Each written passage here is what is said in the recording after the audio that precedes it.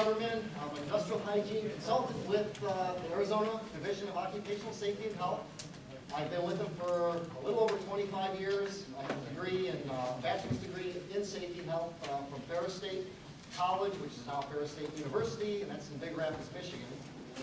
That's where I grew up, in the Detroit area. So I've been with ADOSH for 25 and a half years, and what we're going to do today is talk about the global harmonization system and how it's going to impact the hazard communication standard that's been around since 1983. Okay, globally harmonized system for hazard communication. My phone number is there. Also, there's a disc out there, a CD that has all this information on it. It has a sample written program. It has my information, so you can always contact me. And my email address. Okay, the outline of the global harmonization system changes to hazard communication standard, which is not so much changes, it's additions to it. And then the effective dates. Like I mentioned, 1983 is when OSHA first came out with the hazard communication standard.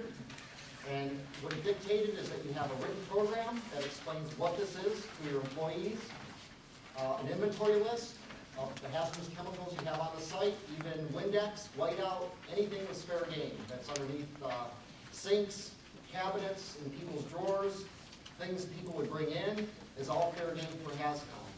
Also, labeling, which coming from the manufacturer was always okay. It's when you transferred it into its secondary container, we're okay with saying, yeah, this is Windex and it's an irritant with a Sharpie. Not anymore. But as of right now, that's still okay. And then also material safety data sheets, you always got to have those accompany the hazardous product. We're going to change that name to safety data sheet because we know it's about the material. So you won't be in violation. If you have your booklet that says material safety data sheets on it, you can take the word material off, but it's actually the sheet that has to say safety data sheet, and that you're going to get from your chemical manufacturer, unless you are a chemical manufacturer. Then you're going to have to do a little bit more intense work on the safety data sheets. 2015 is when the standard, or when the rule change is going to take effect. It's not a new standard, it's just a new rule to the standard. And this will be in 2015, when all employers have to be in compliance with the standard. Globally harmonized system is actually the classification, labeling of the chemicals, and the safety data sheet. So it's just those three elements. So the one that's going to impact you as an employer, down to the employee, is the labeling. That's what the issue is going to be. Based on major existing systems, through the USA, Canadian systems for the workplace, consumers, pesticides, European Union directives for classification and labeling of hazardous products. And who prompted this was the United Nations. This is where this all came from. In fact, they started working on it in 1992, and it all came about because of the ships that were going over the oceans and having little disasters and major disasters. That's where this all came from. So everyone got on board, DOT, DOE, EPA, OSHA. So they said this will work for the employees of the workplace. I hope it does, but we'll get into that in just a few minutes. The OSHA rule, major changes to the hazard communication standard are hazard determination to hazard classification. Changing the word MSDS to safety data sheet or SDS. Change definitions to comply with the global harmonization system. Labels for shipped containers must have the GHS information on it, which is workplace labels may be GHS labels or other labels that identify the material and hazards that are as effective as the GHS label. So you might as well use the GHS label because it has to be that or effective or better than that. So to get better than that, I don't know how you can, but if you use a GHS label, you're going to be in compliance with the standard. Are they available already? I'm sure some of the label companies are on board with it. I don't know personally, but I can imagine, like Brady labels and any of the major label companies are probably putting out their software for label makers. So you'll have to check on the label companies. Safety data sheets are going to have 16 sections, and that goes in line with the ANSI, which is the American National Standards Institute. It's their format. And for the last, I've been with OSHA, like I said, over 25 years, and in the last 15 years for sure, I've already seen a lot of material safety data sheets that do comply with the 16 elements. So they're already there. It's just the OSHA non-mandatory MSDS format that's not in compliance, and that only has to have 8 sections. And I don't see many of those. Pretty much everyone's going to the new system and have been in that new system for the last 15 years. Other OSHA standards will be effective. Anything that addresses the hazard communication standard within another OSHA standard must meet the GHS requirements. The wording on the warning signs for asbestos and a lot of other health hazards will have to be there. The 2 warning words are danger and warning. So those are the only 2 words you can use. So if it's not that bad, it's going to be warning. If it's something very bad, it's going to be danger. So if it's not that bad at all, it's going to be a warning word. So those 2 words still have to be there. Effective standards will include HAZWOPER, which is 1910.120, section Q, which is more or less dealing with release of chemicals in emergency situation within the workplace. The other part of 120 deals with EPA, which is surplus sites, Richter sites, sites that are deemed as hazardous waste. And we're not going to get involved with too much of that. EPA is going to handle that. Also, flammable liquids, welding, cutting, and brazing, the chemical hygiene plan, permit required confined space entry, and anywhere else, like I said, that mentions must comply with hazard communication. It will be effective. Excuse me. Yes? So this will require all chemical labs to follow this standard? Only in the chemical hygiene plan that mentions the hazard communication portion. So that you're going to have to comply with GHS. If it's still just part of the 1910.1450 portion, it'll just stay as that. My only concern is that most labs, they follow their chemistry formula. Right? So they'll require to put pictograms on there as well? If it mentions it, it will. I know there's not too many places in the chemical hygiene standard that reference the HAZCOM, so in that area, I don't believe it's going to be a concern. But you just want to read your chemical hygiene standard and see where it talks about HAZCOM, where it needs to be in place. Because I know it talks about you don't need safety data sheets, but if an employer or a manufacturer provides it to you, you keep it. But you're not required to have it, which you might as well have it, and a lot of labs get them anyway. But it was never in the standard that you had to have those safety data sheets. Okay, elements, harmonized criteria for classifying substances and mixtures according to their health, environmental, and physical hazards. Harmonized hazard communication elements, including requirements for labeling and safety data sheets, and that's why we're here today. There is the purple book. I ordered it 3 months ago, and I just received it, so it's not an easy book to get. But I do have it, and I just use that for reference because it goes into a lot more than I'm going to go into, because it actually has subcategories of classification of gases and of compressed gases and flammables. And so there's a lot more to it than what we're going to get into. This is just an overview, not to get anyone confused more. And the website's there where you can order it, I believe. Yeah, they're on their 4th edition already. Justification for this. Well, the reason why they're going to this is because the labeling requirements differ throughout the whole world, requiring multiple labels for the same product. Hazard definitions are not consistent, such as toxicity and flammability, and there's over probably more than 100 diverse hazard communication regulations for manufactured products globally. Regulatory compliance is complex and is costly. Barrier to international trade in chemicals for some employers where they can't get their product over to another country because of various reasons, labeling and just other issues. This is why it's important, because you have many different labels that kind of convey the same thing, or it's corrosive, but the symbol's different. So the reason for this is they want to get one symbol for the whole world. I hope that happens in the next 10 to 20 to 30 years, because nothing happens overnight. Okay. GHS overview, key guiding principles of the harmonization process. Protection will not be reduced. It will be based on intrinsic properties, hazards of the chemicals, and all types of chemicals will be covered. Pretty much all chemicals are going to be covered. So the first of GHS is going to be hazard classification, where the defined criteria are used to assign a hazard classification, such as the physical hazards, 16 categories under that heading, health hazards, there's 10 categories under that heading, and then the environmental hazards, which can include aquatic, which is everything going over water, sea, lakes, and oceans. And then mixtures, something that you would do in-house. If you were to mix your own chemical, then there's certain provisions you have to do for your in-house. And then if you're going to ship that off to another country, then it becomes under the global harmonization system. So everybody knows what's in that mixture and what percents. As far as trade secret, I'm not sure how they're going to handle that. Right now, it's something that's definitely a trade secret, and somebody doesn't want their mixture divulged. So I don't know about that right now. And here are the 16 categories for physical hazards. You can read those. I'm not going to read all of them, but some of them: explosive, flammable gases, flammable liquids, aerosols, oxidizing gases, and on it goes. And then the health hazards, 10 of them, and this all has to be on the safety data sheet as far as the classification on why it's such a hazardous product. And then hazardous to the aquatic environment, which is the ocean life, sea life. Chronic aquatic and acute aquatic have to be on the safety data sheet. And now we're getting into the labels, and it's very important that the red border be there.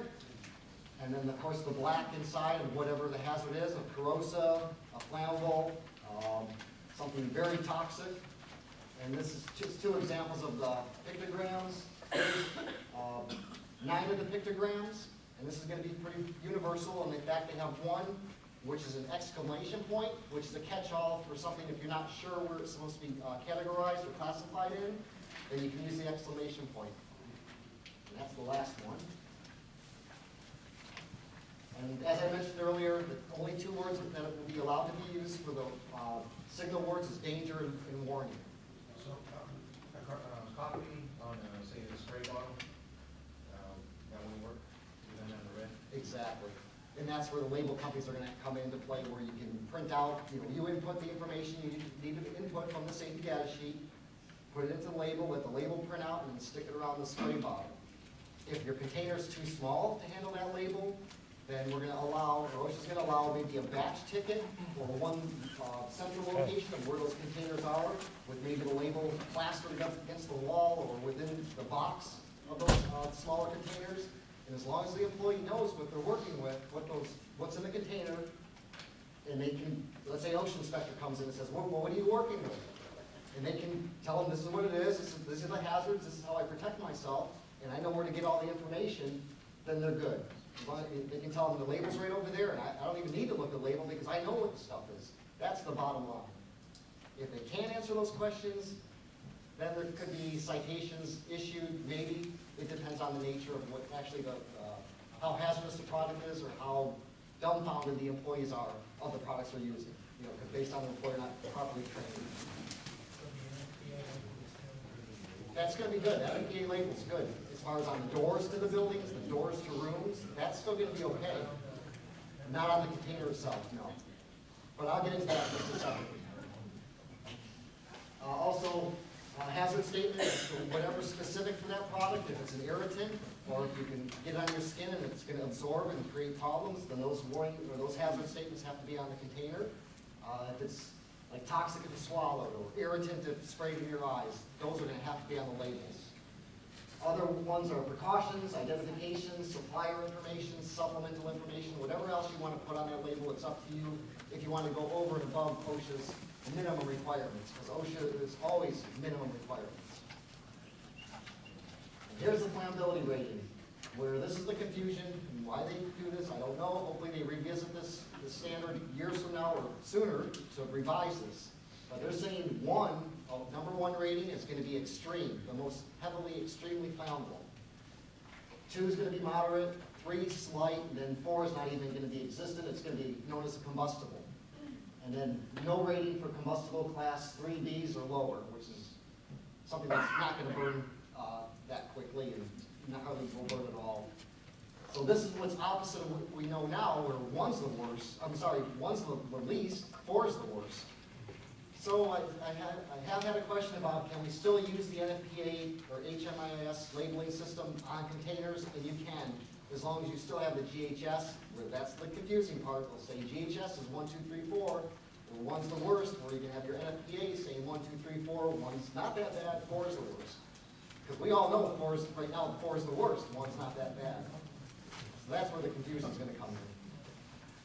But like I said, for doors leading into the buildings, if this is for the firefighters, they still need to know what's in the building and what's in a certain room. They don't really care what somebody's actually working with, because that's not their concern. They're fighting a larger animal here. So for them, the fire diamond will still be in effect, and that's still valid. Example of a GHS label, elements for flammable liquids. So like I mentioned, category 1 is going to be the worst. That's danger. Category 2, still danger, but not as intense as the first one. Then 3rd, it won't be as bad. And 4, no symbols required. Because we'll all hopefully one day understand it's just a combustible or less. NFPA flammability, like I mentioned, 4 is the worst. And so these labels are still going to remain in effect. And this is what you're still going to be required by NFPA to put on your doors to your buildings or to certain rooms that have hazardous products in them, especially being flammable or combustible. I just put this slide in there just to show the new GHS based on degrees in Fahrenheit, how it changes very slightly to what we're using now. It's just a couple of degrees, but the impact is still flammability 1, 2, 3, and 4, 1 being the worst, opposed to class 1A being the worst. So that's just a comparison. Here's an example of one label. This one's not too bad. But here's the best label that I've seen. It's all encompassing. It has the warning words, the pictograms, the precautionary statements, what the product is. So this is probably the best label, and I'm hoping that the label companies take this one on. But again, it's going to be a lot to put on a little container. Yes, sir. On the OSHA website, I've seen this example right here, but was this one also on the OSHA website? I didn't see, where did you get this one from? Well, this one, I've seen that one, yeah. yeah, this I just put on right after it. So they were both there? I'm not sure. I haven't seen the OSHA website that Okay. have this on there. All right. It should be there. Okay. Yeah. And then the third part of global harmonization is the safety data sheets, more for chemical manufacturers and importers. And again, it's going to be called safety data sheet because we know it's about the material. I guess that's their philosophy on why they took the word material out. And again, in your booklets, the binders that say that all the safety data sheets will be, we still have the word material safety data sheet on there. That's not going to be a violation.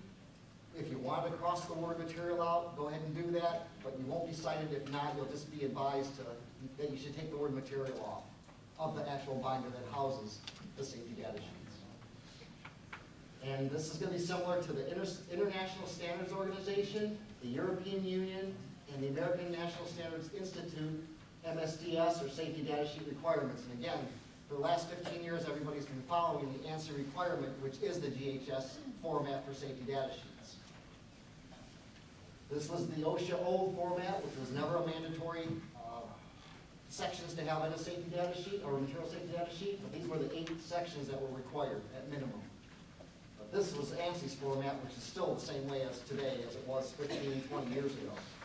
And that's what everyone has to follow as of June 1, 2015. Here's the effective dates. These are the federal effective dates, which means, as I mentioned, it's not an actual standard. Had this been a new standard, OSHA in Arizona, in every state plan, there's 25 states that have their own plan, they would have 6 months after the federal dates where it would be effective in those states. That's a standard. This is just a rule change, and because it's a rule change, it's 90 days after these effective federal dates. And what that means is that the enforcement people, the compliance officers, can now issue citations, or well, they would recommend citations. It's actually the commissioners or whoever, whatever state would actually issue them. We just the compliance officers recommend them. So 90 days after December 1st is when OSHA, if they happen to come in your facility and the compliance officer, and they're going to ask, have you trained your employees or made them aware of the changes? And if it's, let's see, December, so March 1st, after that date, if you haven't done that, they can now legally start issuing or recommending citations. There'll probably be no money involved at first, and I'm sure in Arizona, I know we're nice, so we're gonna give employers breaks as far as letting them know, yeah, a citation still may have to be issued because they're after that effective date, or after 90 days after that date, but we're gonna make it non-serious. That's how they're gonna give you a break. But maybe 5 years from now, or 5 years after the effective dates, they're not gonna be so nice. They'll probably put penalties to those citations depending on how hazardous the product is and how the employee is using it. Okay? So this December, federal level, March 1st in Arizona, everyone has to be made aware of what's coming down. The training I'm giving now is really not so much training, it's an overview. The employers are supposed to take this information back to their employees and specifically train their employees on what they actually use, and that will be training. So if anyone is here is thinking this is actual training, it really isn't. Not the way OSHA wants to see it. And all our training is that way. All our training all the classes we do give is just an understanding of our standard. It's not training. People come and say, oh, I'm trained. Not really. Because we do forklift, but we don't have forklifts, and you need to do the practical on a forklift to actually be certified. And that's what your employer does, certifies you on forklifts. So coming to our classes, it's just good information. I can get you geared up on how to put training on, but to say this is training, no. Okay? June 1st, 2015, on the federal level, is the effective date when all the programs have to be in place. Your written program, explaining about your labeling system, which is going to be GHS, safety data sheets, inventory list, those will have to be in place by that date. Well, on the federal level, September 1st in Arizona. And then they say, revisit your program 1 year later to make sure it's working. And that has to be documented, that you did revisit your program 1 year later after June 1st of 2015, well, September 1st in Arizona. So September 1st, 2016, you'll have to document that, yes, we revisit our program, everything is working fine, we have no problems. And that will alleviate a citation from being issued. The third part about distributors, they ship products labeled by manufacturers under the old system until December 1st, 2015. I guess that's through the European Union and the United Nations that decided that, because you have to have labels in place prior to the date, so how can they allow them to have it after that date? But that's their deal. As an employer, you just make sure you follow these dates 90 days after, but I would say don't wait till the last minute.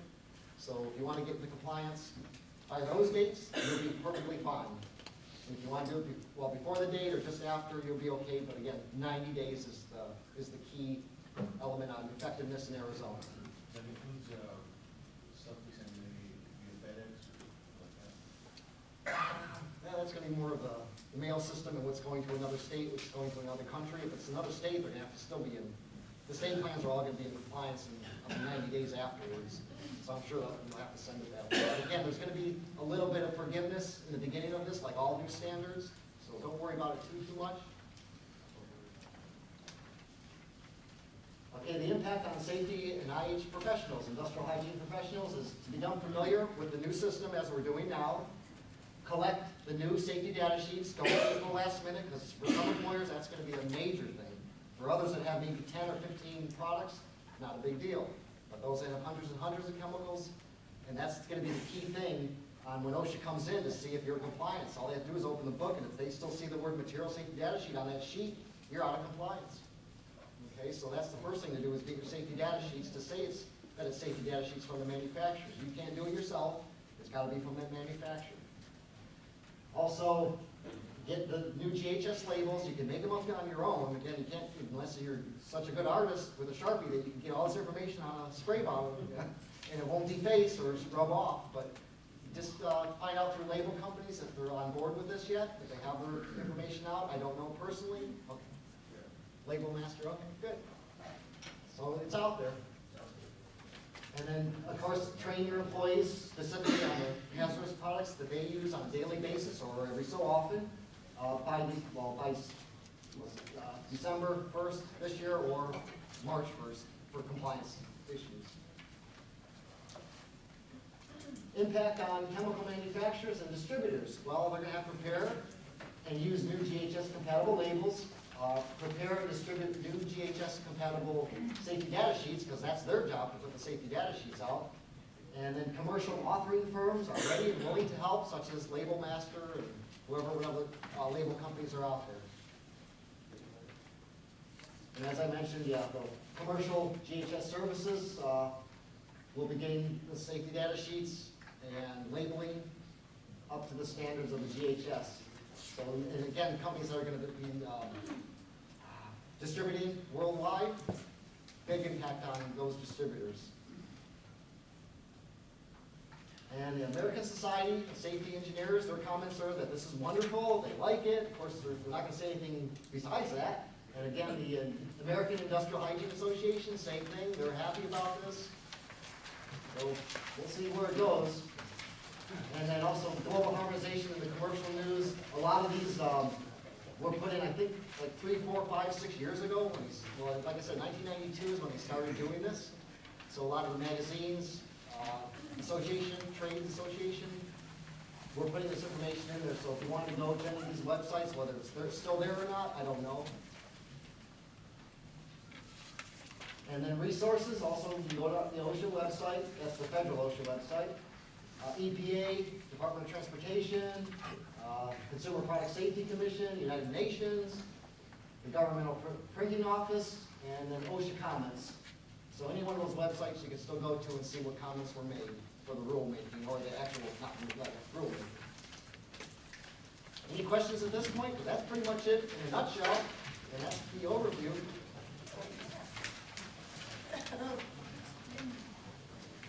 Okay. Thank you.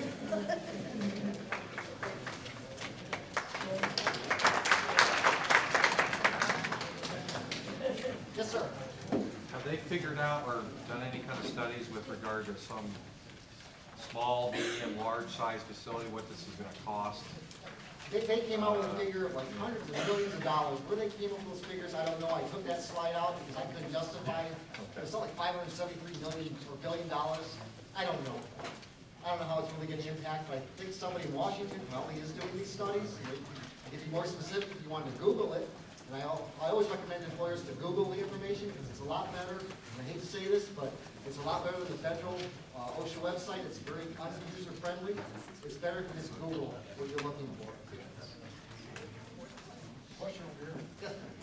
Are there any parts of the OSHA rule that haven't changed, such as record keeping and, this is the first one that comes to mind. When I pulled all these old material safety data sheets out, does the record keeping, original record keeping rule still apply and save them for? Yeah, that'll still apply. That'll be So the, there are parts of the rule that did not change. right. It's just an addition to the standard. That's all. It didn't change the standard, just added to it. But yeah, the 1910.1020 record keeping remains the same. You're gonna have to keep all this safety data sheets if somebody was exposed to it for at least the duration of their employment plus 30 years. Okay? If they were exposed to it. Are there any language requirements in the rule that have changed? No, it still says that it can be done in English, great, but it has to be taught in the language that that employee understands. Any other questions? Well, if you have any questions, you have my email address, your phone number. It's better to email me than you get it in writing, because before email, we couldn't put anything in writing. It was, there's the standard, but now we can put it in writing. Thank you very much.